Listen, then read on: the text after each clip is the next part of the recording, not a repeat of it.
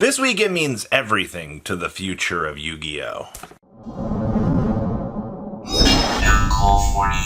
Make sure you guys smash the crap out of that subscribe button so you guys don't miss out on more awesome content. Now, this is Rage of the Abyss release weekend, but this is also the weekend of YCS Niagara out here. We're going to have a lot of people out here looking at Niagara's numbers, and they're getting ready to, call it quits on the game. I know, I feel like we have a Yu-Gi-Oh! Doomer discussion every single time, but I think, now that Rage of the Abyss is out, now that we have the shift in the meta present out here, and granted, people rushing out to get their Mulcharmies to try to, keep up with the pace of everything here, I'm going to be honest with you. I think once we get things settled in out here, I think it will be the defining point for at least the next couple of months for the game. Now, we are in October. All right, you do have November, you do have December. Typically, November, December are slightly slower competitive events. We also do have a remote duel YCS coming up here in the future that I can't wait for people to complain about the numbers and go, nope, you're doing bad. It's going to be a small attendance for a remote duel YCS. People don't typically like the webcam events. But what I can tell you is it's good that we have the fact that we do have access to these events, especially in the winter, and Konami can, bring this sort of thing to the table. I think it would be better to say something like that for December personally, but I am happy that we can get remote duel YCSs going. So, with this being said, considering the fact that you have Mulcharmies that are looking about, filming this, I think there were about 130. They've gone down. Thank you, Global Circulation, for doing anything. So you're looking at a card that's $400 a play set that most people would deem a competitive necessity out here in order to play the game. I do agree with that. I do think that that is a very important piece that you need to be having, and I know that it's going to be a major deterrent, but as we said in the last video, world events and things like that have kind of detoured people and traveling so much. After the hurricane this week, I don't think a lot of people are going to be traveling up to Niagara, to be honest with you. But I do expect numbers for this YCS to be stronger than we have seen before. Now, what about the meta?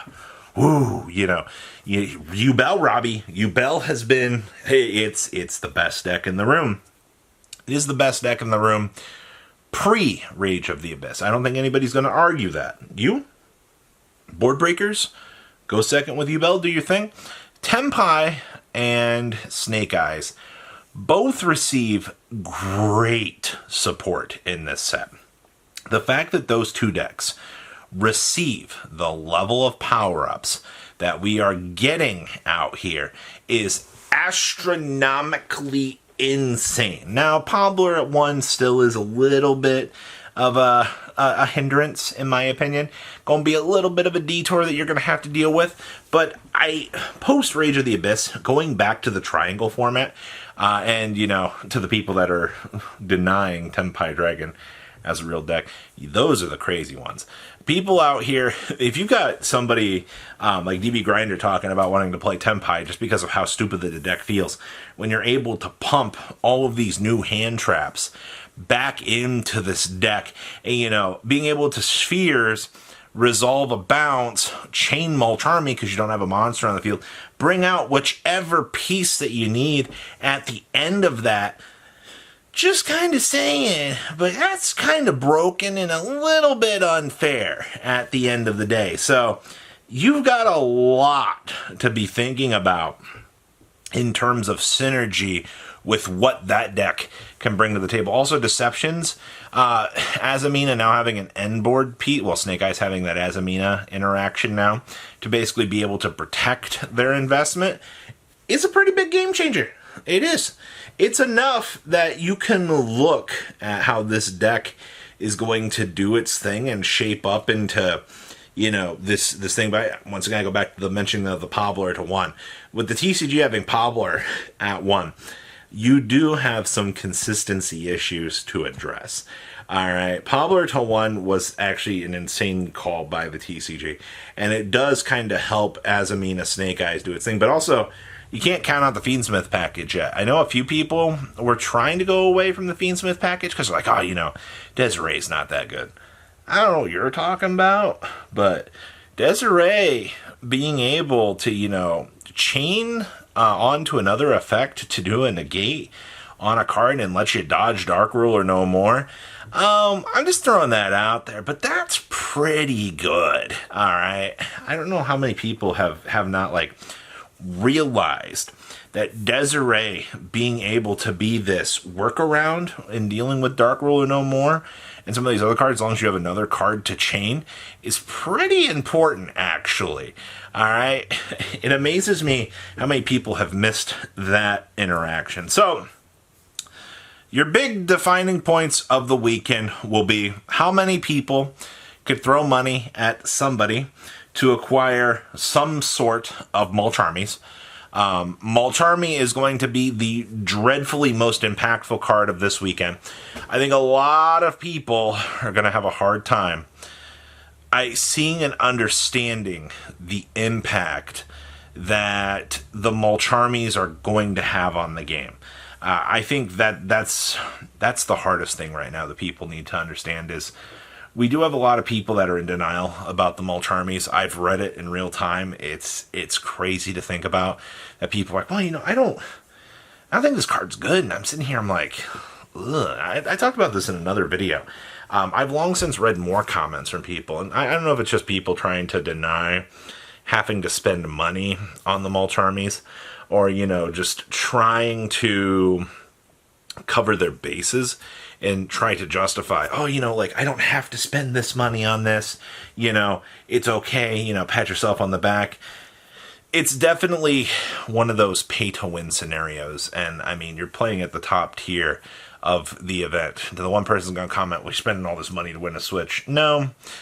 People are doing it for this prestige. Being able to call yourself a YCS champion is definitely an absolute content monster. All right. Once you achieve the ability to call yourself a winner, and you can put that in all of your video titles and to be able to market and sell yourself as that is crazy important. All right. Prestige in this game definitely feels important no matter how small or how important it might be.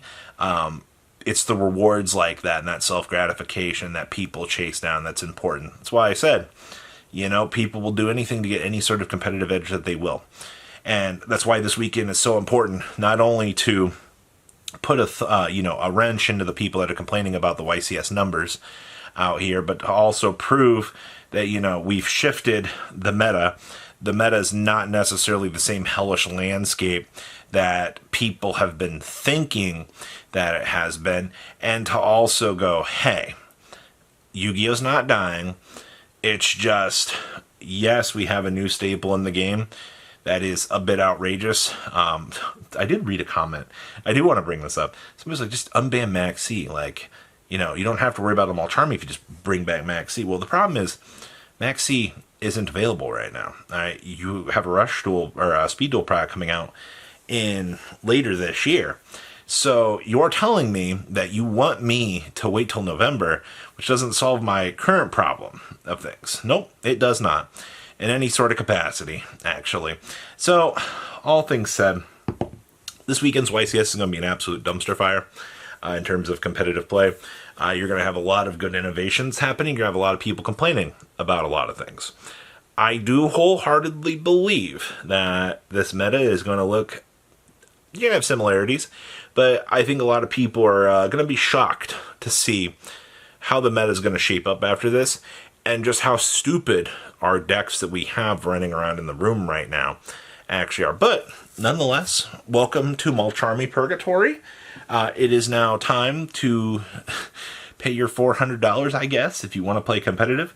This does not stop you from playing casually, by the way. You do not need Mulch Armies if you're just playing locals. All right, if you're playing against Mulch Armies or locals, I'm sorry. But if you're a local / maybe a regional person once a year, you don't have to spend the money. That's good. You guys have a good rest of your day, all right? Patrons!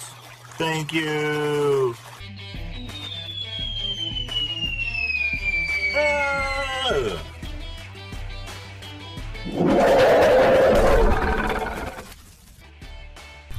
Thank you so much for watching. Check out these other videos.